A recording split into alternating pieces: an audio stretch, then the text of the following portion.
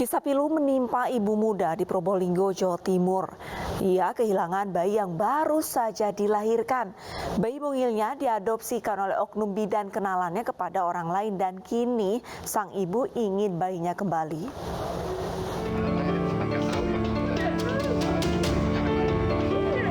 Inilah Yulia, 28 tahun, warga Dusun Mengkingan, Desa Kalirejo, Kecamatan Dringu, Kabupaten Probolinggo. Hanya bisa meratapi dan berharap bayi yang baru dilahirkannya segera kembali. Bayinya berjenis kelamin laki-laki tidak berada di pelukannya karena diadopsi oleh orang lain. Kejadian ini berawal saat Yulia hamil usia 3 bulan dengan ikatan siri. Karena masalah rumah tangga, Yulia berkonsultasi dengan bidan kenalannya dan disarankan agar bayinya diadopsikan ke orang lain. Namun berjalannya waktu, saat kandungan berusia 7 bulan, sang ibu membatalkan niatnya. Persalinan pun terjadi di Agustus lalu. Bidan kenalannya memerintahkan Yulia melakukan tanda tangan. Di bawah pengaruh obat bius, sang ibu menandatangani dan bayi diserahkan ke pengadopsi.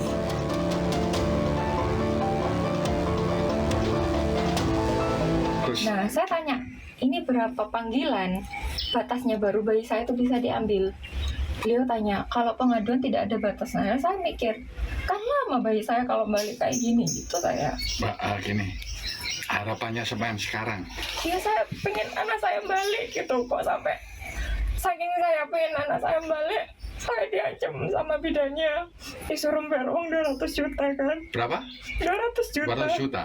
Namanya bidannya siapa? Itu bidan Melin yang bilang. Melin. Saya posisi dari sini ke tempatnya klinik dokter Johar. Kini sang ibu meminta kembali bayinya.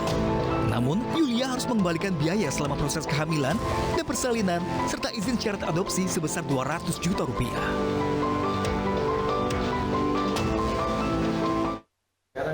Warga desa Petulu, Ubud, Bali dihebohkan dengan penemuan jasad bayi di sebuah villa kosong, pemirsa.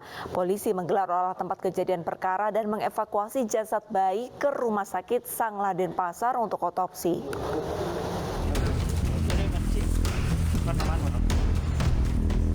Warga desa Petulu, Ubud, Gianyar, Bali dihebohkan dengan penemuan jasad bayi di sebuah villa kosong. Warga yang mengetahui kejadian langsung melapor ke petugas kepolisian. Aparat Polsek Ubud yang menerima laporan langsung tiba di lokasi dan menggelar olah tempat kejadian perkara termasuk memeriksa sejumlah saksi.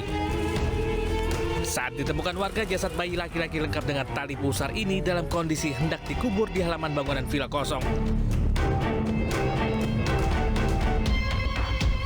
Kami juga melakukan olah TKP dan menyita barang bukti yang ada kaitannya atau menjadi petunjuk awal kita melakukan penyelidikan, dan mohon agar ini doanya agar bisa cepat kami mengungkap siapa sesungguhnya pembuang orok bayi ini.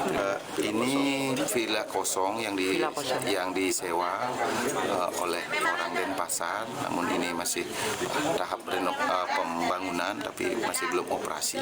Jadi sehari-harinya memang lahan kosong, tidak ada yang jaga. Selanjutnya petugas mengevakuasi jasad bayi ke Rumah Sakit Sanglah Denpasar untuk diotopsi.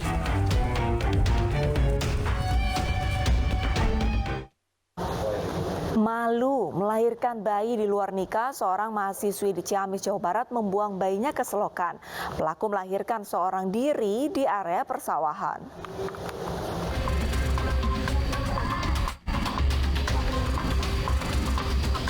Warga desa Sindang Rasa Nagrak, Ciamis, Jawa Barat dihebohkan dengan penemuan mayat bayi di kali desa Nagrak.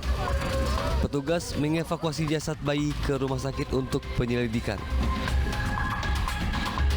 Dari hasil penyelidikan, Polres Ciamis menangkap JR 18 tahun yang merupakan seorang mahasiswi di salah satu perguruan tinggi di Ciamis.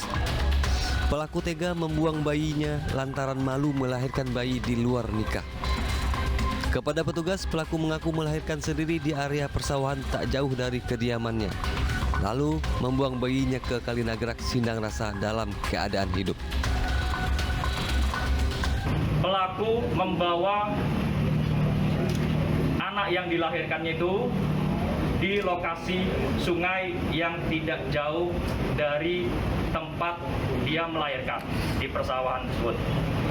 Kemudian pelaku meninggalkan anak yang dilahirkannya di sungai yang ada airnya dan ditinggalkan dalam keadaan terlungkup. Kemudian setelah pelaku merasa anak tersebut tidak nangis lagi, ditinggalkan oleh pelaku. Petugas melakukan pengembangan penyidikan dan memburu pacar pelaku. Untuk mempertanggungjawabkan perbuatannya, pelaku dijerat Undang-Undang tentang Perlindungan Anak dengan ancaman hukuman maksimal 15 tahun penjara. Seorang paman yang tega membunuh keponakannya yang masih bayi di Maros, Sulawesi Selatan ditetapkan sebagai tersangka. Meski begitu, polisi masih menunggu hasil observasi medis terkait kondisi kejiwaan tersangka. Pemirsa, informasi ini sekaligus menutup program Realita hari ini. Saya Arlisa Hadi pamit undur diri. Terima kasih dan sampai jumpa.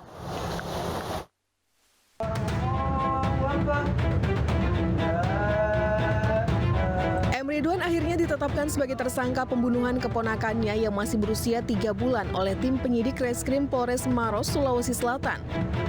Penetapan tersangka ini berdasarkan dari 2 alat bukti yang sah, yakni keterangan sejumlah saksi serta barang bukti dan hasil visum. Meski begitu, polisi masih menunggu observasi kejiwaan pelaku oleh petugas medis Rumah Sakit Khusus dari Makassar. Status dari pelaku pembanting keponakan itu sudah status tersangka. Kenapa sudah ditetapkan tersangka sementara si pelaku ini masih jarang observasi, itu kenapa Dan? Kami menetapkan tersangka itu berdasarkan 2 alat bukti yang cukup. Kemudian pelaku tersebut itu belum ada hasil bahwa kejiwaannya terganggu. Nanti hasil resmi dari Rumah Sakit Khusus dari itu kami bisa memberikan kesimpulan. Sebelumnya, aparat Mapolres Maros, Sulawesi Selatan meringkus M. Ridwan di Dusun Parangki, Kecamatan Bantimurung setelah membunuh keponakannya. Dari keterangan saksi, sebelum penganiayaan terjadi, pelaku sempat meminta untuk dinikahkan, tetapi tidak diizinkan karena keterbatasan ekonomi. Sementara korban ditemukan tewas mengenaskan di atas kasur dengan luka di kepala. Pelaku terancam pasal berlapis tentang perlindungan anak dan pasal pembunuhan dengan ancaman di atas 15 tahun penjara.